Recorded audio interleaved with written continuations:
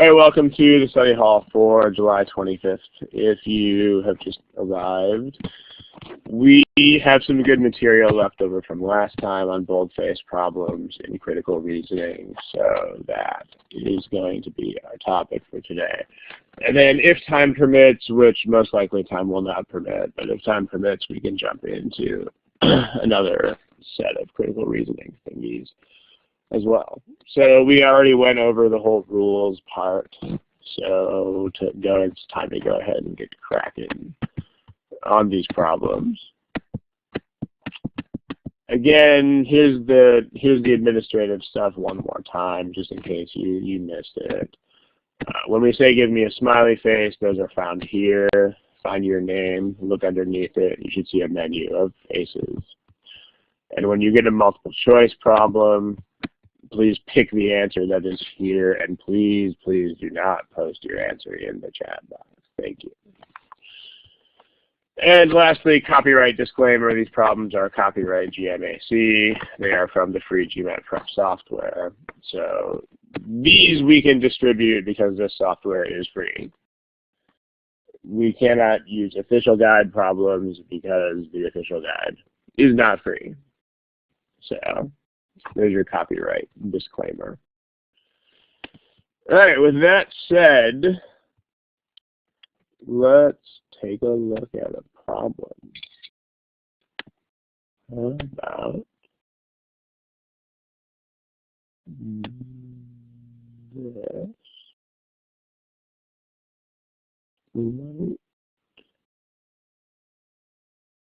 Let's see. Let's look at this one.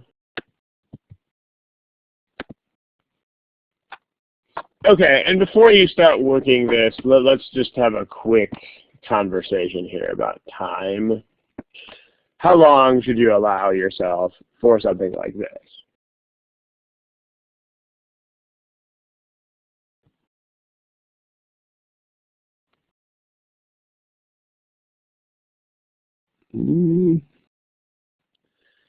People are saying 2 minutes. Someone is saying less than 2.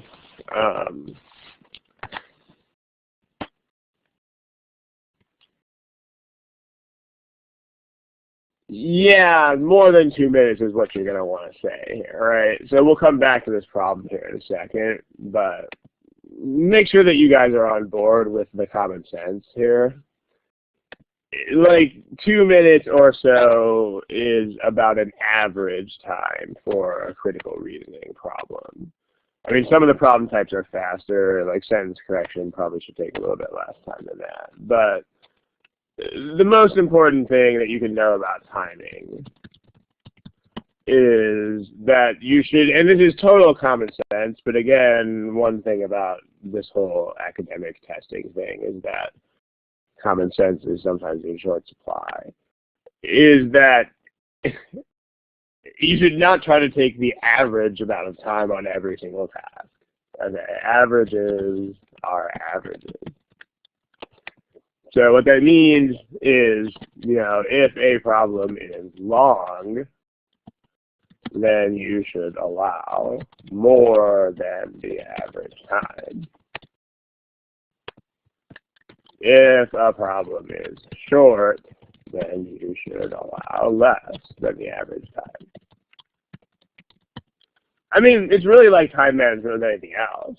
I mean, if you, like the analogy that I normally use here is if you are on a painting crew and you normally paint houses in an average of 4 hours, then if you have to paint a gigantic, huge mansion, then it will take you more than 4 hours. Clearly, obviously. And if you tried to do that in 4 hours, you would do a really bad job of painting the house. And then if you get some little tiny apartment to paint, if it takes you 4 hours, then what is even going on there? Like, why is it taking so long? So just bring that common sense in here, too, because most of you guys in the chat box are giving the average times. And the one feature of this problem that should at least be pretty obvious is that this is not a problem of average length. I mean, there are a lot of words in this problem compared to your average animal on the GMAT. There's just so much stuff going on here. So There's more stuff than usual here. So it's okay to go well over the average. Now, the other thing to keep in mind, and in fact, again, we're going to shift away from the screen one more time for just a second. The most important thing you can know about timing actually has nothing to do with numbers or anything like that at all. In fact, here's everything you really have to know about timing. You need to have two skill sets. You need to have two skills here, basically. Here's what they are. The first skill is you have to recognize and admit when you are stuck. I mean, there's a few frameworks in which you can think about this, but here is what I find to be the most actionable or useful one, which is you should have three questions in your head. Like if you have voices in your head, actually good for this time, because then they can ask you these questions all the time. The first question in your head should be, do you know exactly what you are doing or looking for? If it's a math problem, it's probably doing, and if it's a verbal problem, it's probably looking for. But do you know exactly why you are doing or looking for that?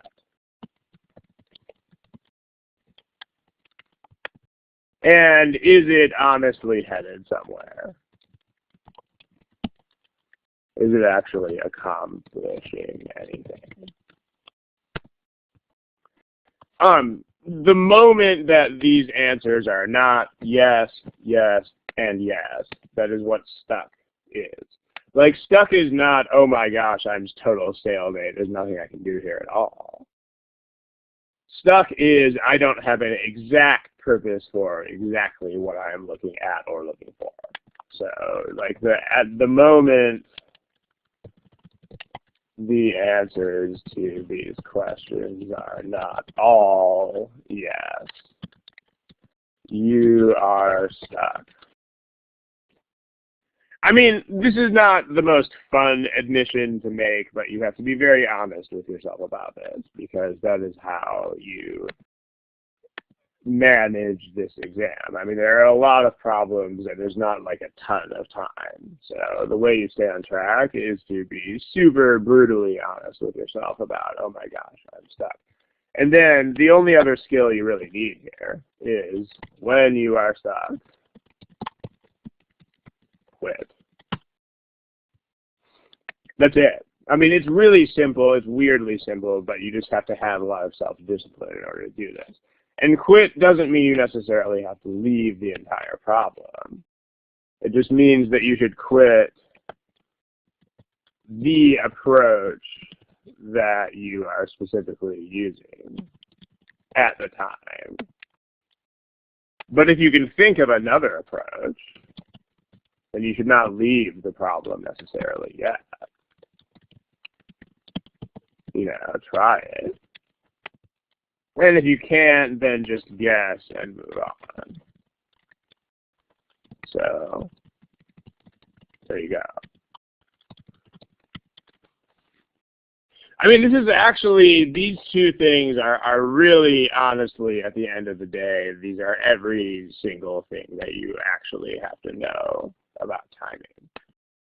All the other stuff with timing charts and numbers and all the other kind of stuff, those things are only necessary if you don't have the self-discipline to do these two things. So in terms of Michael, your question here, again, I don't know, this is another one of those questions that could mean a couple of different things. But I mean, one answer to this question is that there's a timer on the screen. I mean, I don't know how familiar you are with this test or not, but if you've never seen it before or whatever, then maybe you don't even know that. But the more important answer to this question is, I mean, so first answer is there's a timer on the screen. Okay, fine. The more important answer to this question is if you have the two skills mentioned up there, you just won't have to worry about this. I promise you.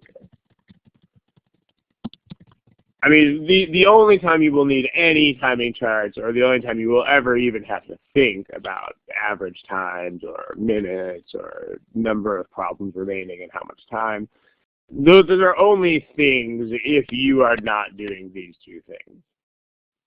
Otherwise, you will totally be fine. And I mean, this is not fun for most people because most people are not super great at quitting quickly. I mean, actually, a lot of people are, but the type of people who take this test are usually like the I'm going to keep working on this problem type, which is the worst thing that you can be here. I mean, this is the type of test where you should get the heck out of there if whatever you are doing is not immediately working. So be aware of that. But that's pretty much what you have to know. I mean, there's a timer there, and there's lots of timing charts and stuff like that in our books in case you don't have these skills yet. But if you do, you don't need them. It's kind of cool.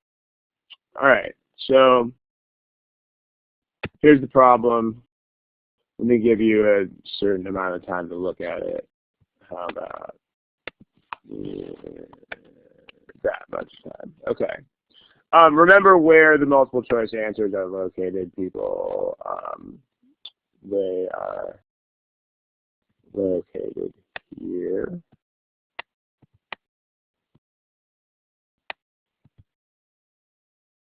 So that's where you'll find them.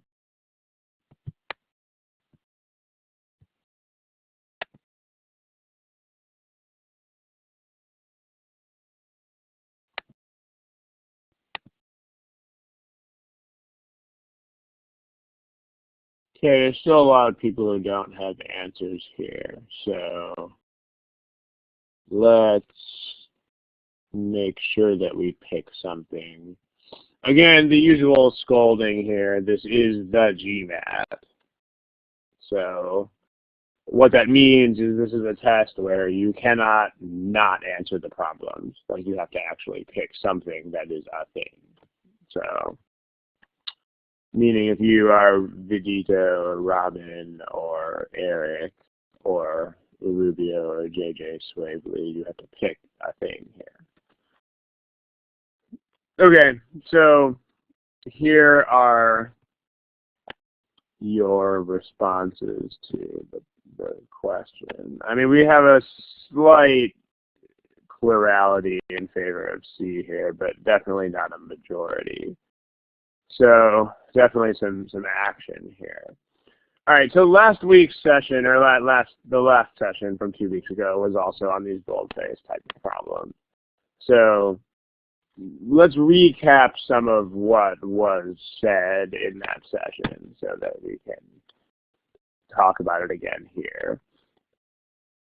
Anybody here in the chat box, did any of you guys remember some of the main points that we made about these problems last time? Like first, how should you read? When you read this passage, what sort of frame of mind should you read the passage in? Dialogue, yeah, right? And when you think about this, you should also think about how you should not be reading these things, because the way that you should absolutely not be reading these things is the way that, ironically, most people do.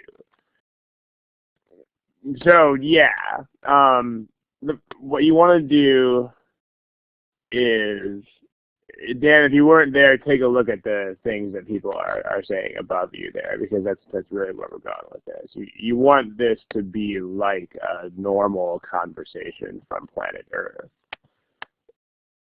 So when we read these things, and I mean this goes for pretty much all of critical reasoning in general, it's not just these problems.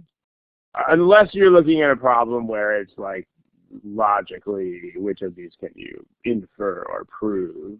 I mean, those problems are pretty rare, but if you're looking at one of those, then fine, it's not as conversational. But with all of the other critical reasoning problems, which is like 90% of everything, 95%, the conversation is the way to go. So, like, when you read these, like, not just Boldface, but CRs in general,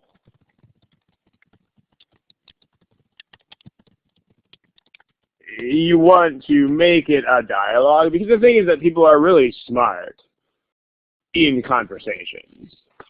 Like, people can follow things very, very, very well. In fact, random trivia here, but there's this, there's a field called information science where they actually have numbers that measure like how complicated things are. Interesting to think of that, but there is a thing, right? And if you look at the complexity of like everyday gossip about people versus the complexity of advanced calculus, the gossip is actually more complicated. But the reason that people can follow it is that it is dialogue, and people are involved in it personally, and it's a thing. And that's what makes people much smarter about it.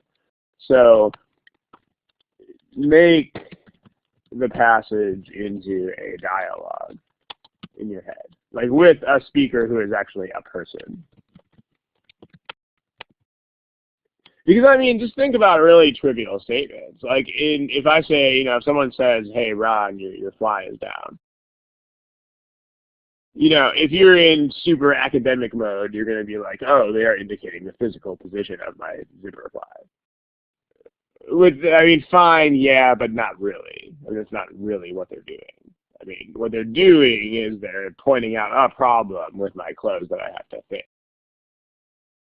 And you're going to realize that instantly if you're a person out there in the world, oh, hey, I better fix that. Whereas in an academic way of apprehending that, you'd be like, oh, they are indicating a physical position. It's such a huge difference, right? So what helps you here is if you actually name the speaker. I mean, this seems like something that's really stupid to do at first, but it's really not. Because, I mean, just if you want to see the value of this in action, like just think about the difference between, between asking what is the conclusion of the argument and why is Stephanie telling me this? What is her point?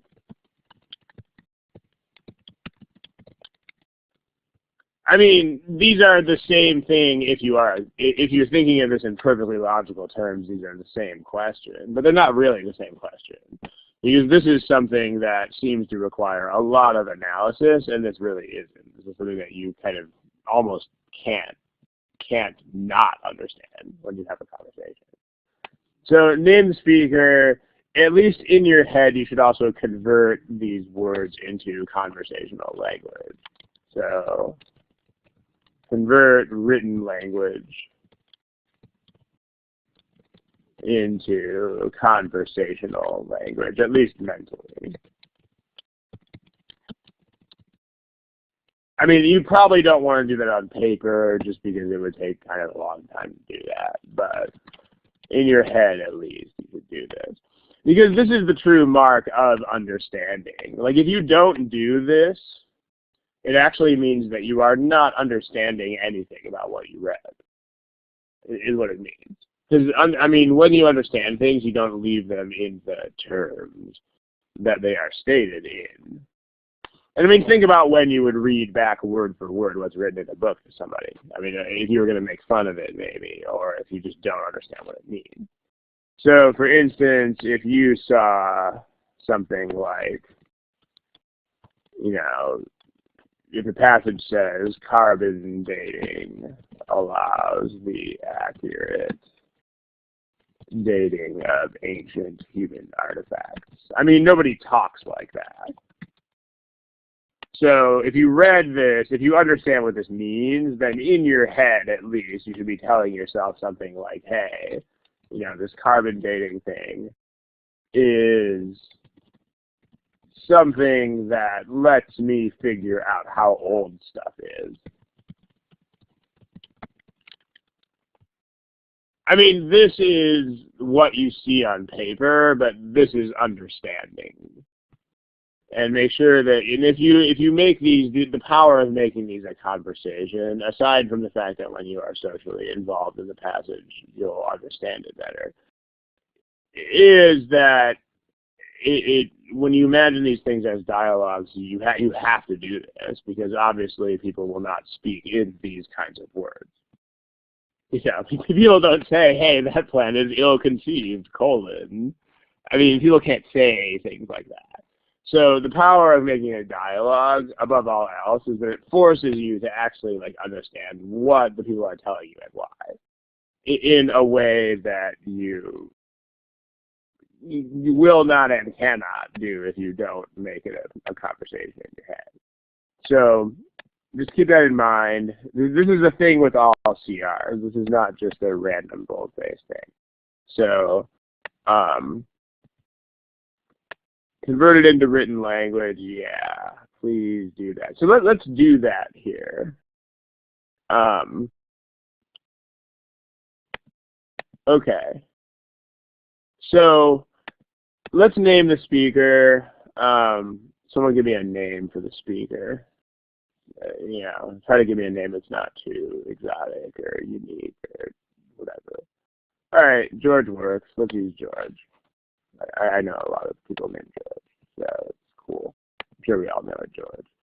All right, George says, and I mean, you know, give this a context in your head. I mean, invent a story that surrounds this whole thing, right? So like George, I mean, George might be some sort of activist regarding this farming stuff, but George might also just be like, oh, dude, I read about this thing that people are trying to do in the newspaper, and it's just a terrible idea.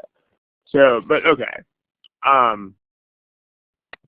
George says there's these orgs, they want to preserve the land. So what these orgs are trying to do is protect, let me make this font size a little smaller. What they are trying to do is protect that land from development. So, and I mean, whatever you need to rephrase to make this happen, make it happen, right? So what they're trying to do is prevent developers from getting their hands on this land. They don't want people to build on it. So protect this wilderness stuff, this wilderness area from becoming built up by developers. Okay. And then what their plan is they want to buy the land from the farmers.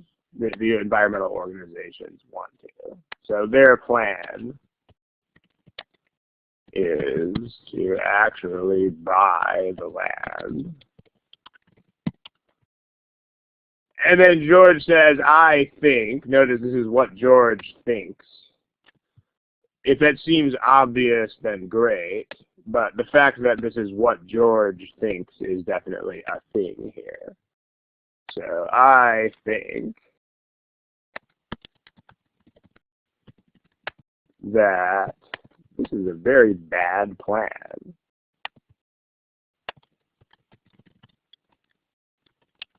This is a bad plan. Okay. What is the colon? What does that mean? Like, if you were saying this, what would this colon turn into? Like, I mean, you can't, obviously there's no colon if you're talking. So, what's there? What is, when George is actually giving you this whole spiel, how does that colon work? Yeah, like because is a very good way to do that, Chloe, yeah. I mean, explain further, right, that's what he's doing, and in terms of words, this colon would pretty much be a because, or like, here's why. And if you literally imagine a George in front of you who is saying these things, you cannot get through this without converting the colon into like a here's why. So here's why I think this, or because, and then what does he say? Well, first of all, if they did sell it, it would go to developers and not to whom is the point, right? He's saying if they did sell it, who's trying to buy it? At least according to this plan here. The plan is that, yeah, the plan is that the environmental organizations are going to, careful, KT, careful with the question, a specific question I'm asking here. The plan is that these organizations are trying to buy the land. So that, specifically, so that who does not buy the land?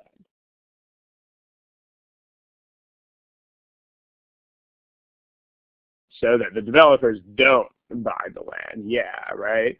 So, but then George is like, dude, if you sell it, the developers have a lot more money than nonprofit organizations do, so let's be serious here. The developers are going to win. So, first of all, if there is a buyer, like, I mean, George is basically saying the EOs won't be able to buy these things. I mean, they won't be able to buy the land anyway, even if they want to, because the developers have more money. They'll bid higher. And then also, they probably won't sell it anyway if it is farmable land. So besides, is like another reason. Besides, let's be serious here. The farmers aren't going to sell it in the first place. Because it's their land, it's where they grow stuff. I mean, how are they going to make a living if they sell their farmland? So these are two reasons why George thinks this plan will not be something that will work. But where is he going with this? Where is he going with farming will not remain viable if the farms are left unmodernized?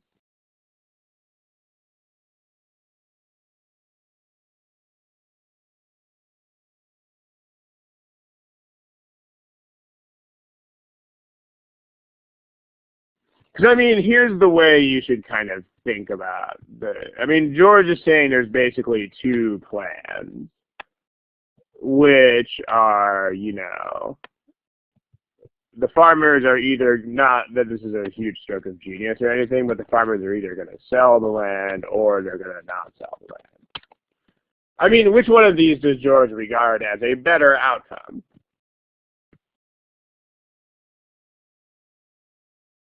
He regards not sell as a better outcome because if you sell it, the evil developer people are going to buy it, right? So George, at least in terms of this goal here, that's in the first line.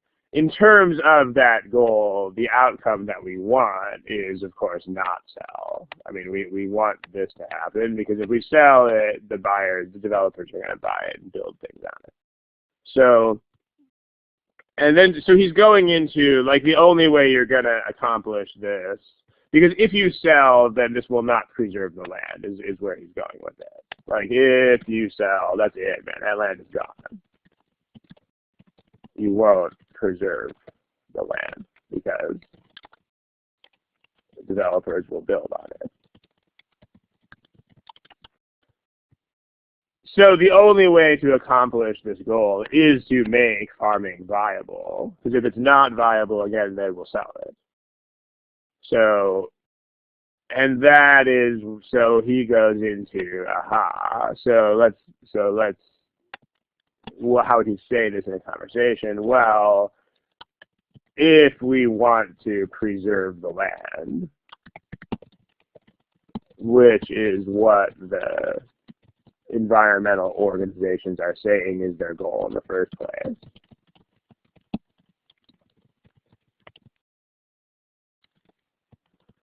then we've got to keep farming viable.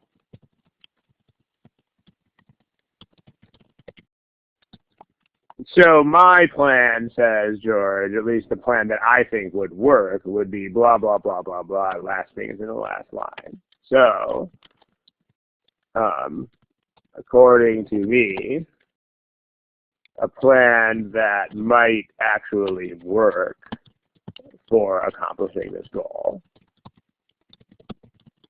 is X, X, X, X, X, blah, blah, blah, blah, blah, blah, blah. Right? So there you go.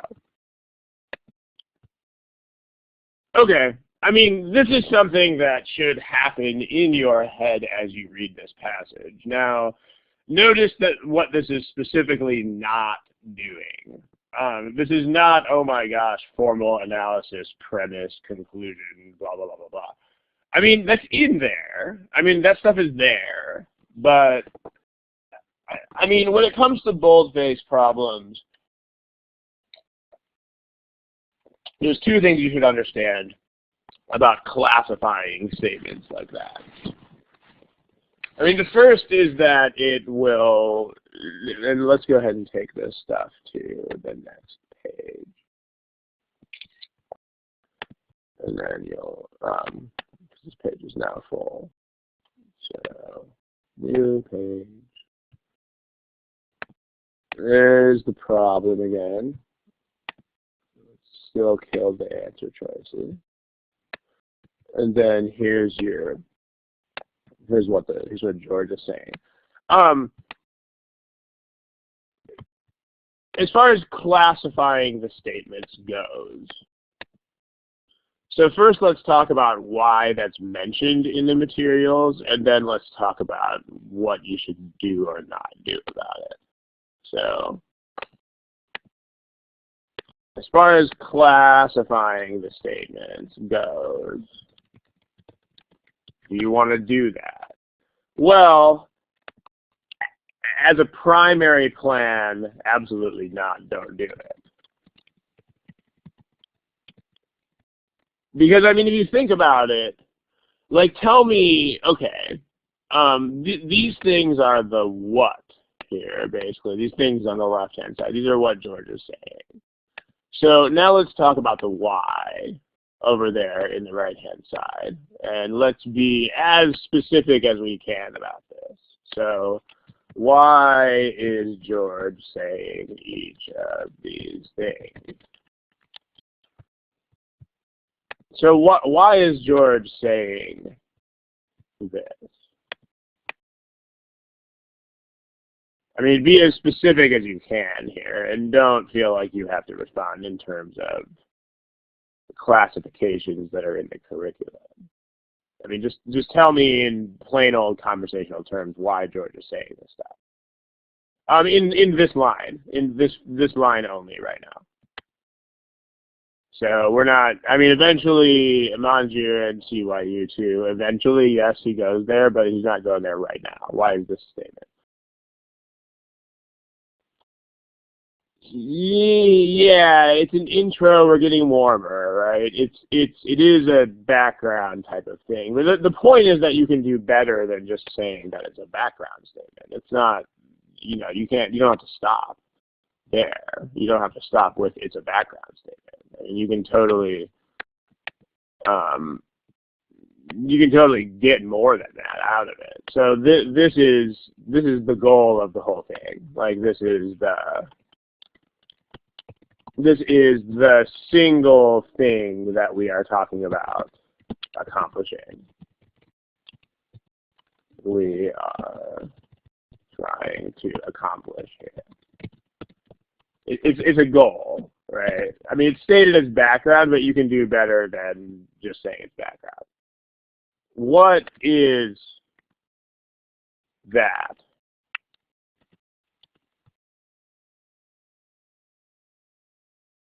This is the, yeah, see what you guys are doing is you're still giving me the whole passage here, which is good in the sense that you like get it. Like it's good in the you know what's going on here, and you can tell heads from tails kind of sense. But I mean, make sure you can say what each of the statements is doing.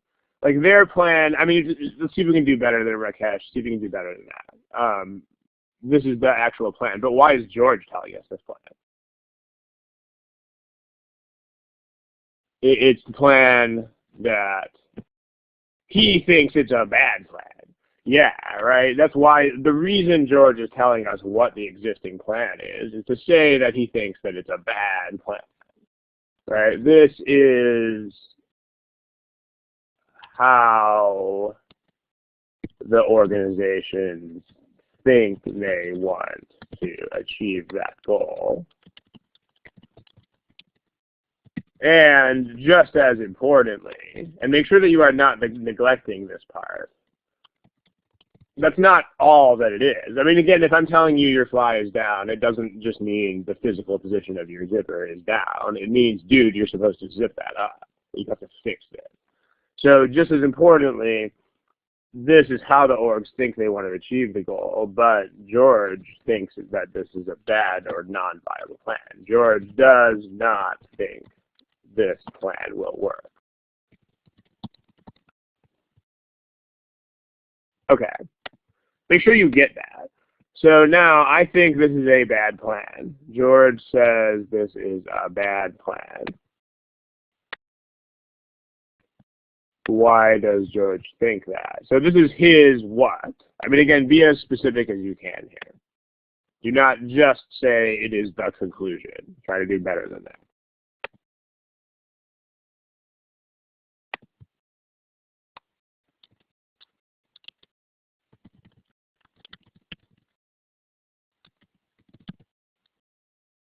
It's George's opinion about what?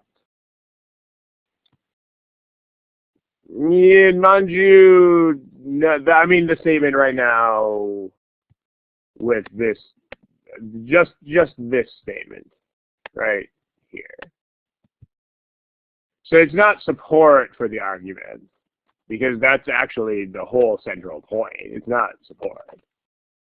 But see, okay, be careful with things like just evaluation or stuff like that.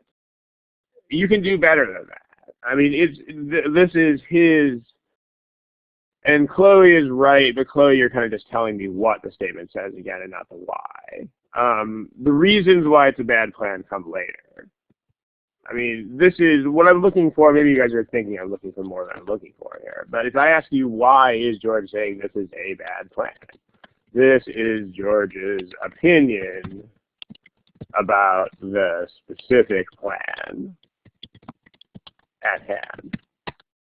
I mean, notice that it is not his opinion about the goal, right? That's why it's better to get specific like this. Because if you're just like, la, la, la, la, it's his conclusion or his evaluation, and you're not saying his evaluation of what, then that's a problem, right? So here are his reasons. Now, these are his reasons, right? These are why he has the opinion he has. These are the reasons why George has this opinion. And then we've got this thing. What's the point of keeping farming viable? Like, that's not the main goal here, but it's something you have to achieve. Why? This is not the main goal. But, according to George, this is something that must happen to get there.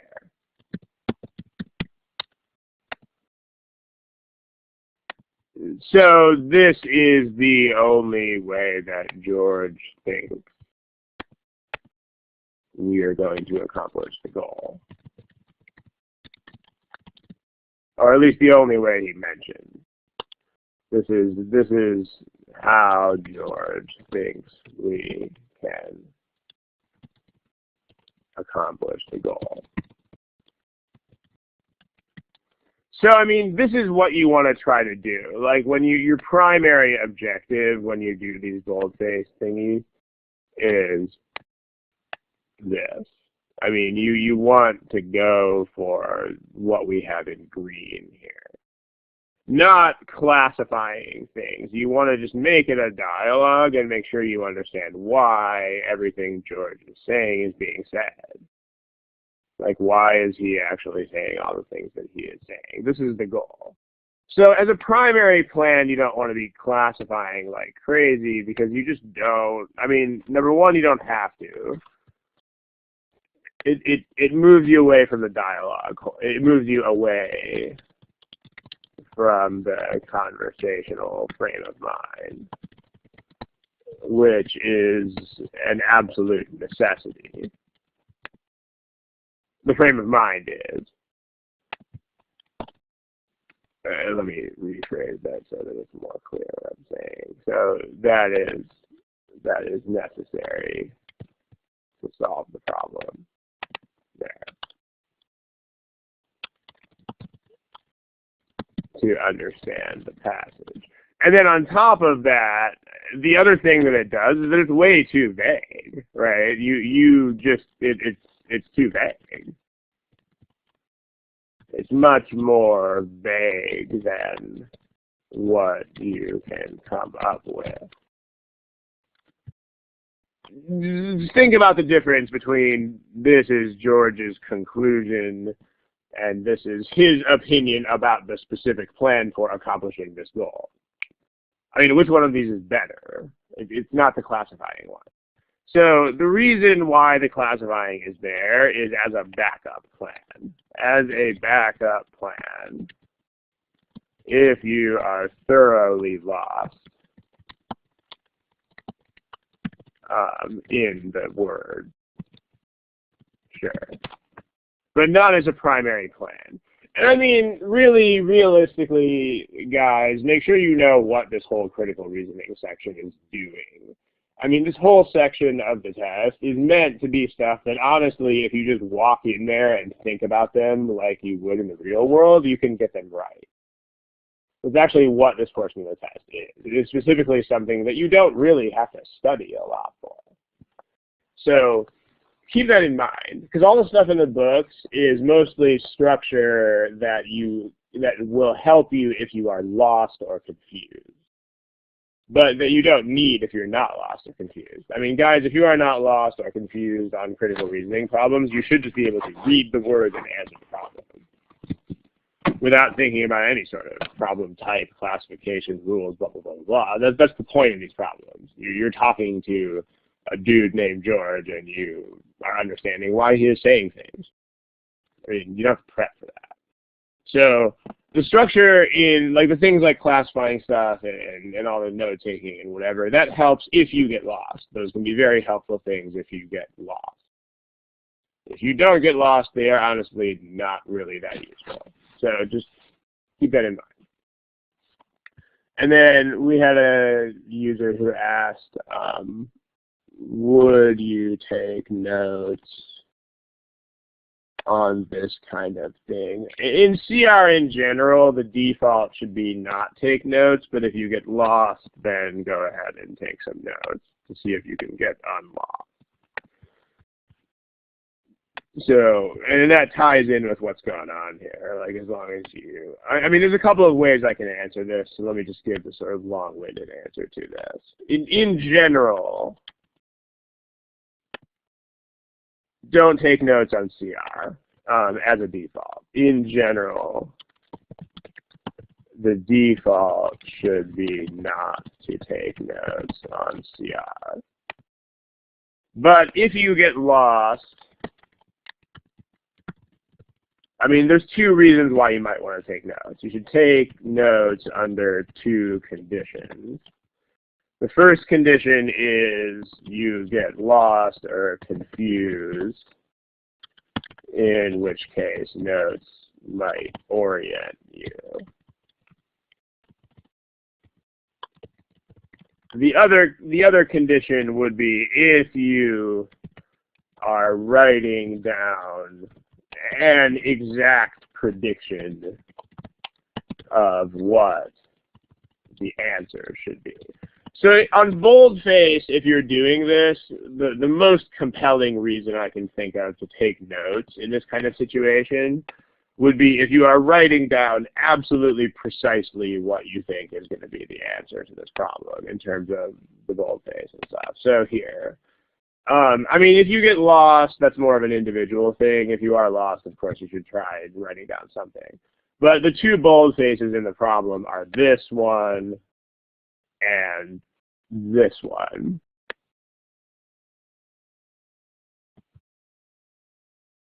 So you might want to write down in your notes this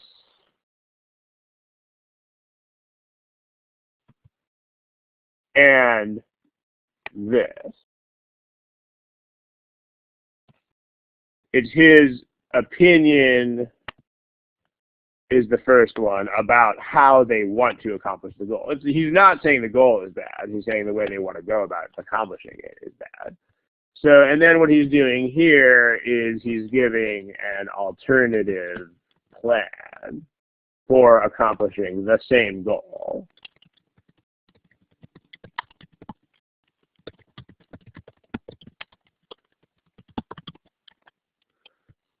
So we can be so much more specific. It's kind of neat how much more specific we can be here. So just be more specific, people, ladies and gentlemen. Okay, so, all right, let's capture those and take them over to the next page. Because the two things that we really want at the end of the day are that and that. So now let's talk about dealing with answer choices. If you don't classify the statement as deviant. Well, the classifying is the why, not the what. I mean, if you, like, for example, if something is a conclusion, that's not an inherent property of the statement itself. It's the why. But the problem with the classifications is that they're still really broad. I mean, they have to be, because remember, we're trying to give categories that like every single argument in the world will fall into. So needless to say, you can't really get as specific as you can with specific arguments.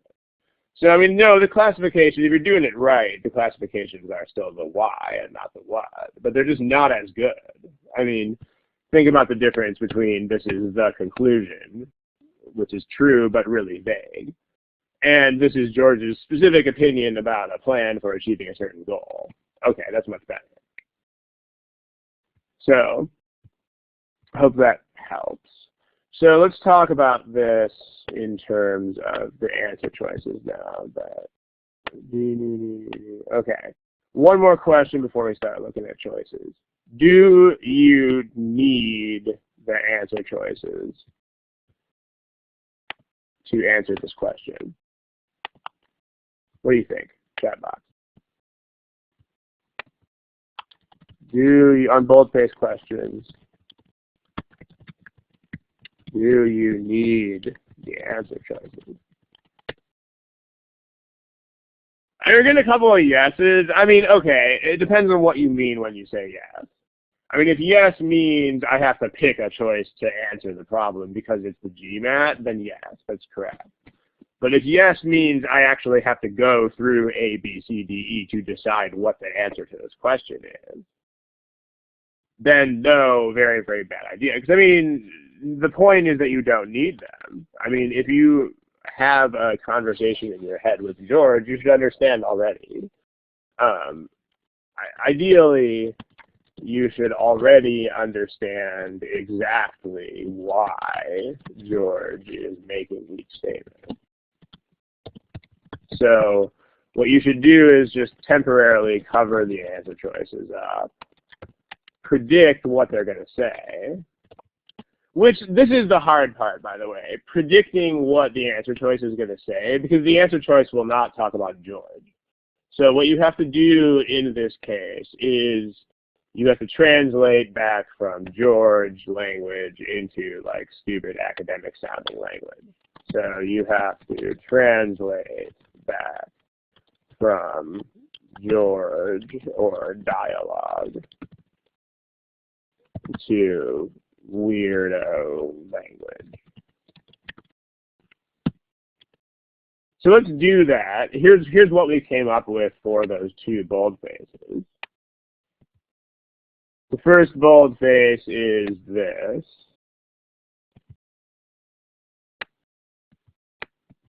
The second boldface is this. And one thing that is going to be very consistent here is that the argument is George. That's a primary advantage of having done this, is that anything that George thinks is what the argument supports, and anything that George does not think is counter to the argument. So the argument equals George.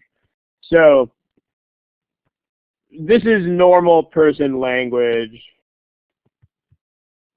What we need to do at this point, before we look at the choices, that's very important, is normal people language. We need to convert this back into weirdo answer choice language. So let's do that.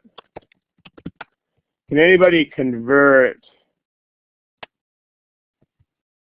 this into answer choice language? And Dan says, in the chat box, Dan says, I have more problems understanding the choices. Believe me, man, I do too. I mean, on top of all of this, I'm also dyslexic. So as you imagine, these answer choices are not really my friend. But the thing is, if you do this, you won't have to swim through all the answer choices, because you will have an exact thing that you are looking for. So, King, you got to do better than that, man. You got to do better than conclusion of the argument. I mean, again, King, you are not wrong, but the whole point of conversationalizing this is that you can do so much better than just saying it's the conclusion. You can actually say specifically what kind of conclusion it is. Because I mean, in this case, it's an opinion about a particular plan for achieving a goal. It's not just a random conclusion. So just try to be CYU2 at Binghamton. No, it's not the goal. This is not the goal. It's not. I mean, the goal is actually that first thing. This is, and it is not an assessment of the goal. That is very specifically what it is not. Be very careful about that. Because the goal is, what's the goal?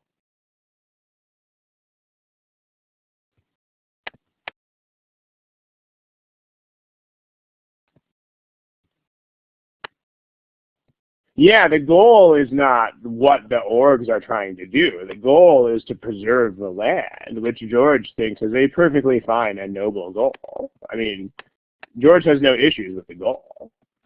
George has issues with how they want to get there, but not with the goal itself.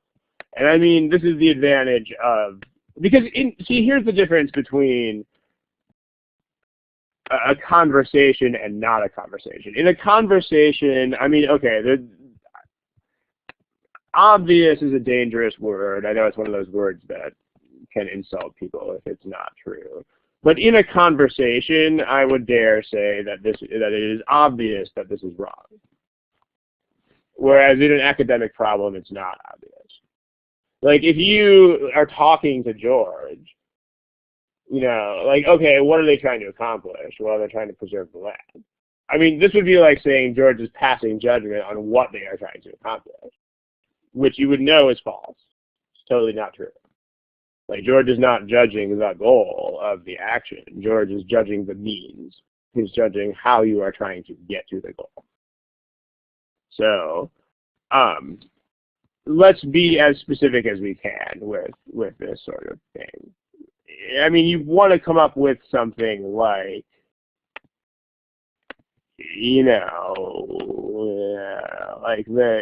it's George's opinion on like a method or a way of. So it is an assessment. I'll steal that word from some of you guys. It's an assessment of one particular method for achieving a goal note that the goal itself is not assessed.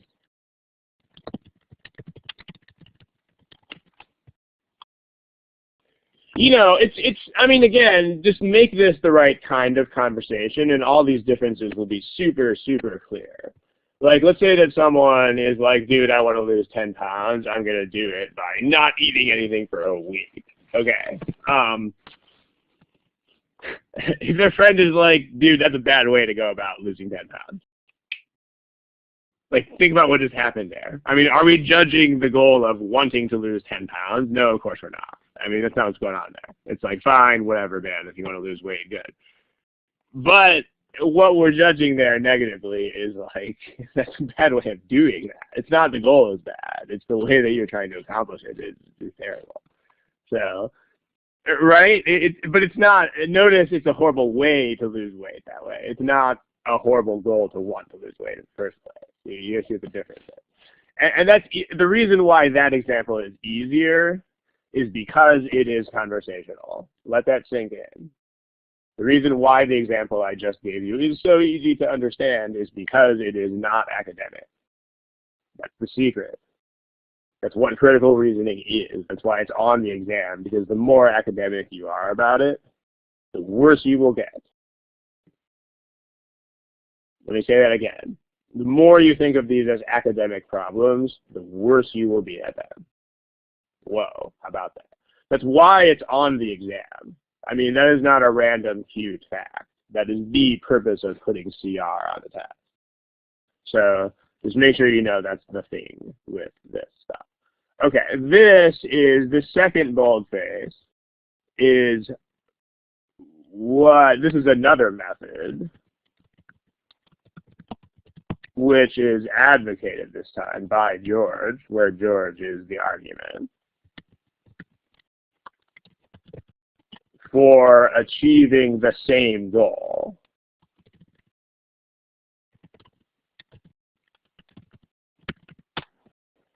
Okay, that's what this is. And again, the problem with the classifications is that they are just not as good. I mean, this is so much better than just saying it's a conclusion. And when you look at the answer choices, you'll see why, right? Okay, here's the answer choices. So, I mean, the problem with just saying that it's the main conclusion is that you're not really eliminating any of these choices if you say that. But if you say this is an assessment of one particular way of achieving this goal,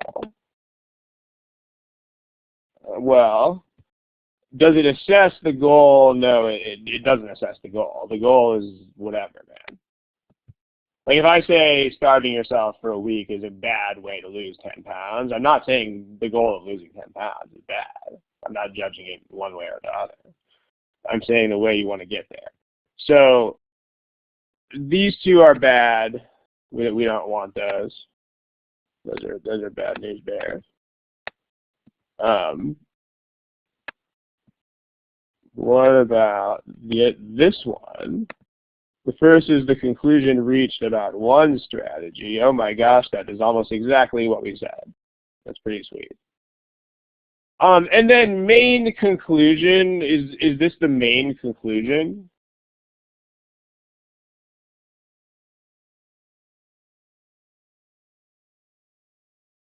It's not, and like in conversation, the best way to think about this is, could George stop talking after saying this statement? And the answer is no, he can't, because and I mean, this is the problem with this kind of argument, is that you don't really have one thing which is like, you know, this is totally the main conclusion of the whole thingy. Because this is not just a set of statements aimed at proving one conclusion. I mean, there's a whole host of stuff going on here that doesn't neatly get captured by the simple premise, conclusion, blah, blah, blah type of model, but that doesn't really seem very complicated if you are talking with George. So it's not a main conclusion because he's not done by the time he says this. Like, he has to go on and be like, okay, well, their plan sucks, so here's a better plan. So it's not the end point of the reasoning. So these are also wrong. So we're done. It's got to be C, but let's make sure we look at the second boldface. The second boldface says, and I mean, you will notice this will happen, by the way, a lot. This will happen a lot of the time, which this meaning, if you have an exact enough prediction, you will only even have to look at one of the two boldfaces. I mean, this is not rare. So if you consider the second boldface, let's see how well we can do with that one. It's another method that the argument thinks will achieve the same goal. So this is wrong because George is not giving another goal. He's just giving another way to achieve the same goal, so double X. The strategy that the reasoning concludes has the best chance of reaching the goal. This is not wrong. This seems pretty good. This also seems pretty good. These are not saying exactly the same thing, but they're both, you can support both of these, right? This is how George thinks you're most likely going to get there. That's definitely true, right? Because he thinks all the other plans are not going to work at all. And then this is, of course, the plan that he is advocating for. The sensible but for which no support is offered, that's not true, because the whole idea that you have to keep farming viable is support for that. And then this is not raised to support the earlier statement. Like, this is later. So this is not a reason why the original plan is bad. This is a supplemental plan that we will use instead. How about that?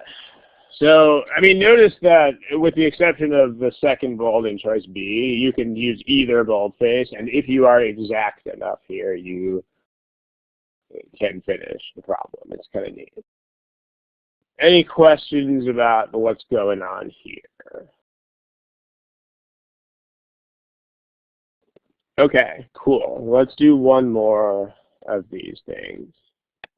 And I mean, you know, we've just spent, what, like an hour talking about one problem, and that's kind of a good thing. Because what that means, if you spend an hour talking about one problem, is that you are really kind of getting to stuff that matters. You know, where you're generalizing about that type of problem in the first place, and about, if you spend an hour, not nitpicking, like if you spend an hour debating over what one sentence means, then of course that's bad. But if you spend an hour thinking about what kind of thought processes are actually involved here, or what has to go on in my head to let me, or, you know, judging whether you should do certain things, you know, yeah. I mean, in fact, ironically, I could take what we have just been saying and make it into this exact structure. Like, some students think they want to do better at C. Okay, students want to do better at critical reasoning. A lot of students think in order to do that, they have to take all the notes in the world. But hey, that's a bad idea. Because if you take all the notes in the world, you're gonna like try to classify things, and you're gonna write down a lot of things that are unnecessary. Instead, you should, you know, our brains are better because we're social animals. Our brains are better at thinking about conversation. And that is exactly why a more sensible thing to do on critical reasoning is talk to a George in your head and make this a conversation. Whoa, look at that. Same argument. That's kind of neat. So the goal is to do better on critical reasoning. We are obviously not judging that. I mean, again, obvious, I know obvious is a dangerous word, but I think it's kind of obvious that we are not passing judgment on the you want to do better at CR thing. We're passing judgment on the whole idea of taking notes every single time, all the time. And then we're giving a better way of thinking about it. So if that's more clear than this argument, it's because that one is a thing in which you are personally involved, and this one is not. And that's what the difference is. So, good stuff. Let's look at another one. How about that? So remember where you find multiple choice answers, ladies and gentlemen. You find them there. That's where you find them. Okay, go for it.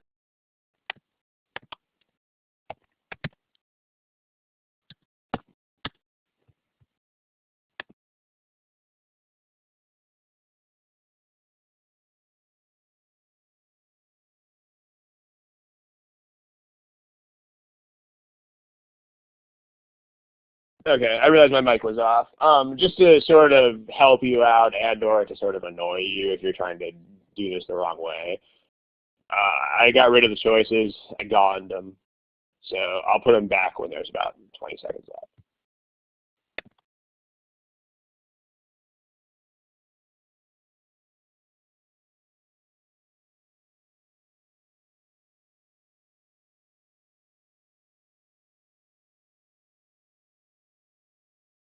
Okay, there's your friends, the answer choices.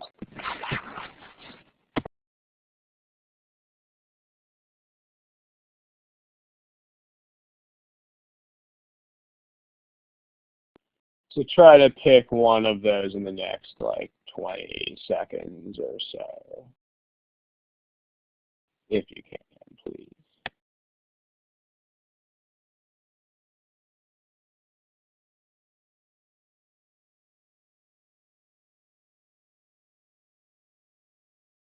All right, we need to get something on. You got to pick a thing that is a thing here. So if you have to guess, then guess. Remember, you got to pick something.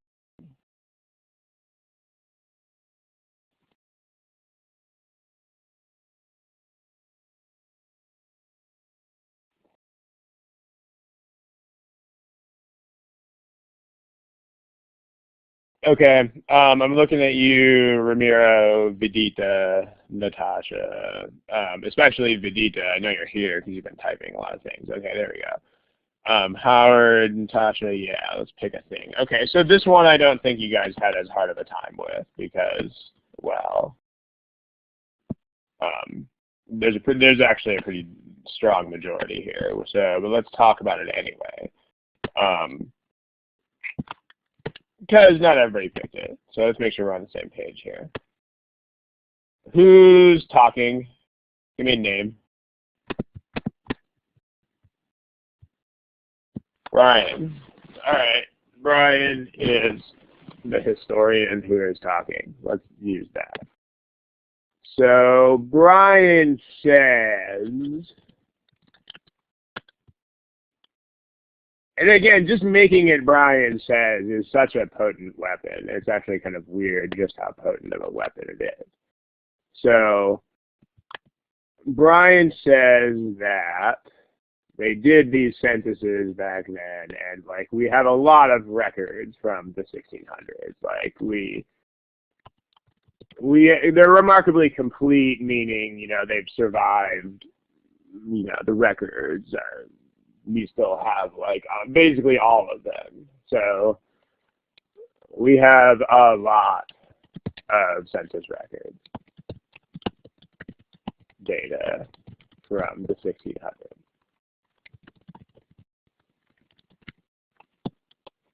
I mean, because the thing with complete is, I mean, it could even mean one of two things. I mean, it could mean that they complete in the sense of back in the day they collected a ton of data, kind of complete, or it could mean complete as in like these records have made it to the present day without being destroyed.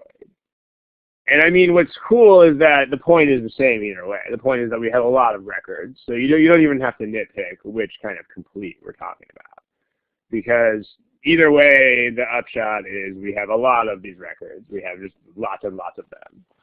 So, okay. And then make sure you understand statements like this. The point here is that because we have, I mean, Brian's going to make a point, eventually, but what I'm going to say is even more remarkable because we have so many data. So that's what Brian is doing there. It's like, you know, if we surveyed 5 people about something and we got crazy, crazy results, then, oh, well, we only surveyed 5 people. So if we asked 5 Americans, who's the president of the United States, and they all said Mickey Mouse, that would be sort of weird. On the other hand, if we asked 1,000,000 Americans, who is the president, and they said Mickey Mouse, that would be a lot weirder. That's kind of where Brian is going with this, right? Like the fact that there are so many records and so many data points makes what I'm going to say even weirder. Okay, so fun fact is that there were 5 times when, according to the census records, like all the people suddenly died. Like the population shrunk hugely. Like people magically died or disappeared.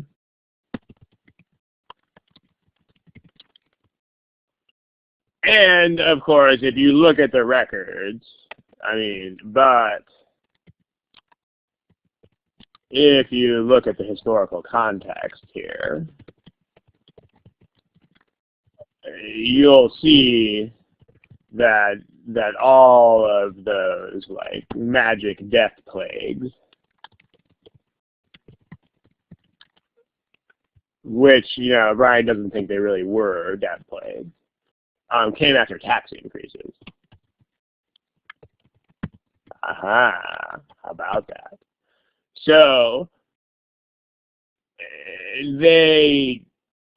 when the tax was based on population, right? So the tax was population based on number of people. So when the tax went up, there was an obvious incentive to pretend that the population went down. And so that's what they did. So that's the, and it would have been easy to do it.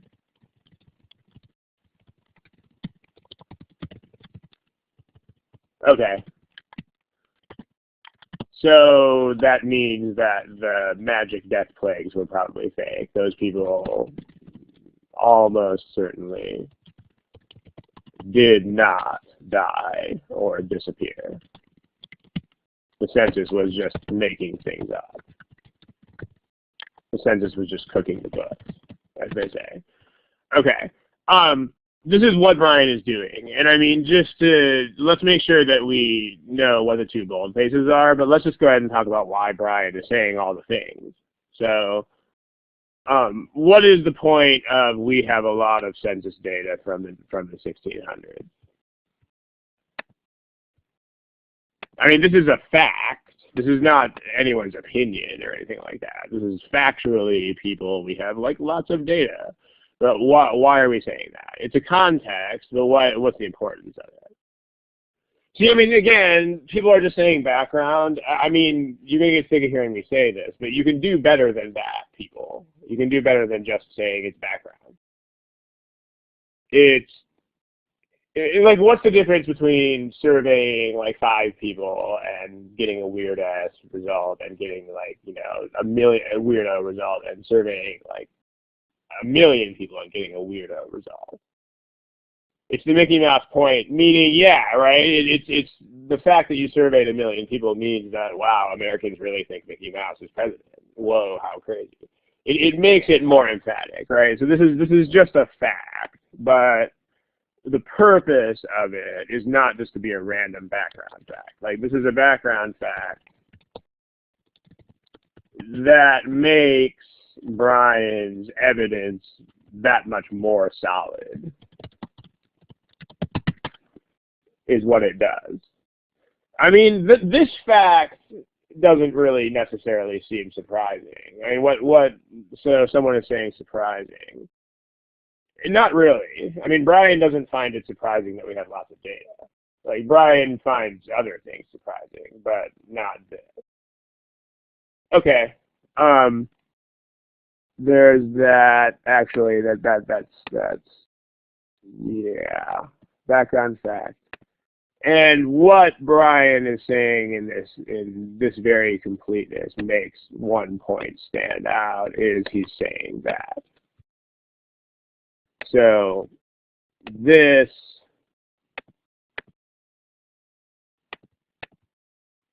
part is really just this half of what we already wrote. Okay, so we're good there.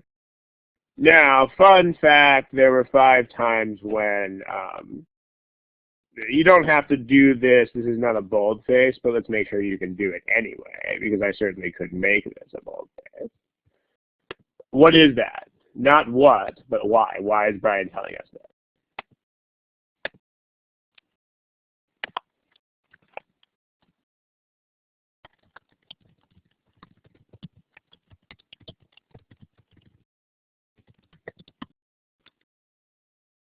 This is a what? It's an interesting observation, King. I like that. Now, ... Let's fill in the ... part. True, but where is Brian going with it? It is something that is unusual, but that's still just what it is. That's not why Brian is telling us that. Because you're King, in one sense, or Michael, you're still telling me that the fly, your fly is down, is like, oh, your zipper is physically located down. It's a weird, but it is okay. It's a weird discovery, sure. Let's get that down. And then what is Brian trying to do with it? Brian is trying to, that's how he does it. Someone is trying to hide the number of people. But the Brian is trying to, again, don't run all the way out of the stadium with this ball. I'm looking for something pretty basic here. But the Brian is trying to explain.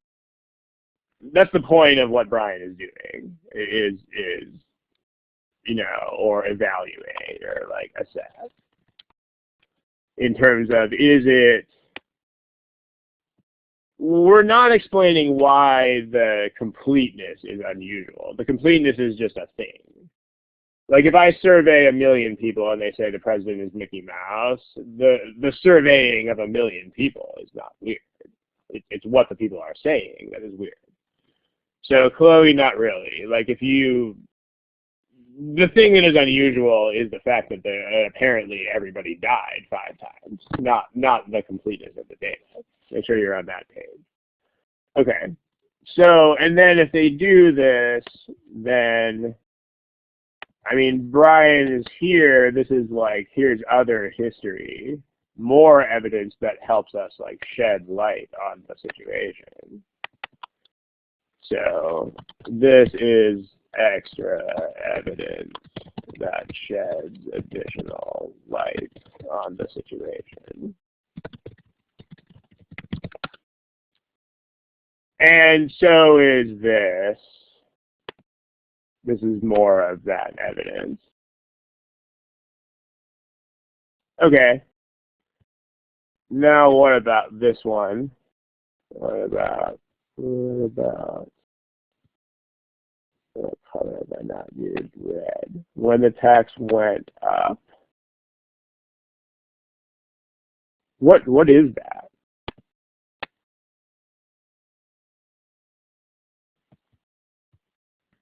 Is this a fact, or is this something that Brian is like concluding or claiming?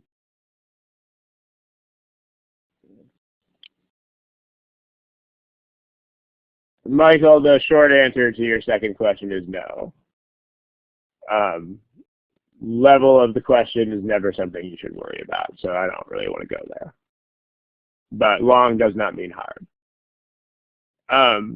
Yeah, it's an explanation. It's not a fact. it's his claim of, well, duh, they had this incentive. It might seem obvious, but it's not a fact. It's not like data.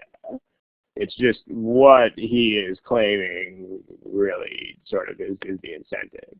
So this is a claim Brian makes.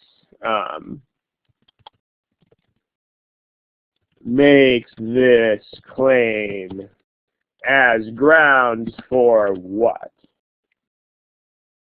What a couple of you guys are already saying. As grounds for his own what?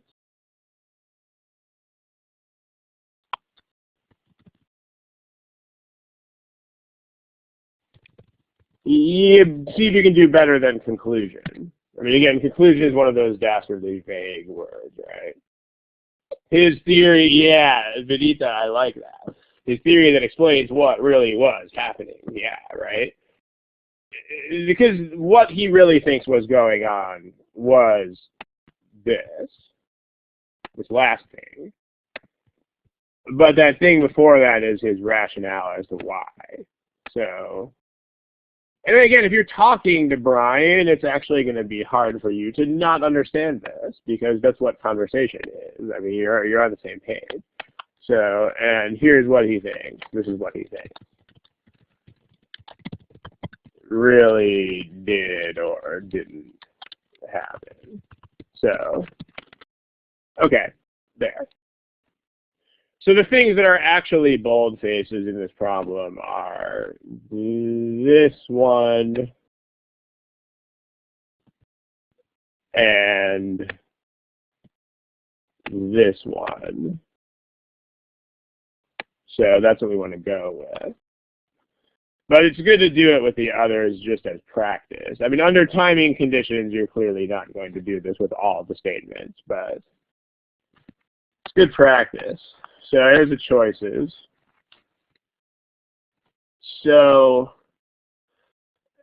this one's sort of weak, but let's not kill it just yet. I mean, it's not really support. It's more like a background fact that, like the fact that we surveyed 1 million people, it doesn't directly support the idea that their opinion is weird, but it does help to substantiate, in general, the things that we're saying. So let's not reject that just yet.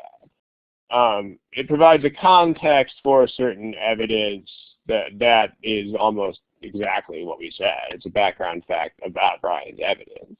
So this is big smiley face right here. This is number one. It's not a position. It's a fact. Facts are not positions, right? Positions have to be opinions that need support. So that's the first thing bad about this one. And then the second is that you are not seeking to establish this. Like Brian makes absolutely no effort to explain or prove that the records are complete. He just says that they are. So this is also not a thing. Okay, this is not an assumption. This is a historical fact. So that's not true. And then it's definitely not a claim, it's a fact. So that's individually wrong. And then, of course, Brian does not reject it. Brian actually says, because this is true, it gives more weight to what I'm saying. So we're down to 2. Let's talk about this question in the box here for a moment. I know we're sort of over time here, but we're going to finish here in a moment.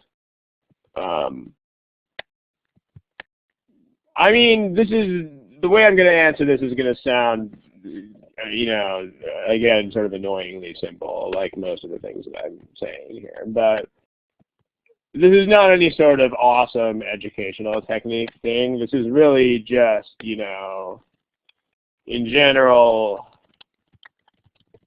you should try to do the same type of thing at the same time. I mean, you know, imagine you're making sandwiches. If you have to make 20 sandwiches, think how much more time it will take you and how much harder it will be if you make each sandwich completely before you start making the next one. I mean, think how much faster you will be if you like do all the bread and then you do all the sauce and then you do all the meat for all 20. I mean, it'll be much faster because you are doing the same thing over and over again. That's what's cool about it. You don't have to shift your mental frame. So that's really what the point is. I mean, this is a very, very general thing, by the way. This applies to the math section too. But if there's any situations where you have to like do the same task, then try to do it at the same time. Because otherwise we're going to have to keep flip-flopping between, I mean, why would we want to do that to ourselves, people? I mean, let's be serious. So, yeah, I mean, as a very general way of thinking, try to do the same thing at once. It will help. Okay. Let's look at the other one. So the other one is if the tax went up, there was a, so it's a claim that he makes as grounds for his own explanation. Judgment means claim, advanced support means cited as grounds for, and this is what he thinks happened, so this is precisely what we want. So we have a winner. The other choice is, it doesn't argue against. I mean, it's definitely Brian's pro his own position type of thing. So that's not correct. And then the second is evidence, again, used to argue against, hardly. Double X. And then the second is the position it's not. The position itself is the last statement, the thing about how the census records were just lies. So this is still a reason. And then there's no rejection, so this is also not a thing. So there you go. Winner, choice B. Okay, so that's it. We're over time here, so we definitely have to kill it. But thank you for attending, and you know, hopefully you'll walk away from this with a little bit more general context about how to think about these things, and not just like, I mean, as parting words, if you walk away from this thinking you have like 10 more rules for boldface problems, that's bad. That's not what you should walk away from this with. What you should walk away from this with is like, here is a way that I'm going to think about these that seems sort of weird for a test. I mean, you know, obviously having conversations is not weird, but thinking of a test question in that sort of way is for a lot of people, and so that's the point, right? The point is to sort of shift your mental framework here. So, all right, let's kill it. If you have any admin questions, feel free super quickly. We got to shut down and move on here, but if you have admin questions, feel free to throw those up there. And if not, then good night and good luck. And I believe the next study hall is just in 2 weeks again. So whatever date is 2 weeks from now. Okay. Topics I don't really decide until the day of the session. So there's no way for me to really answer that question in advance. All right, so I'm going to kill the recording at this point.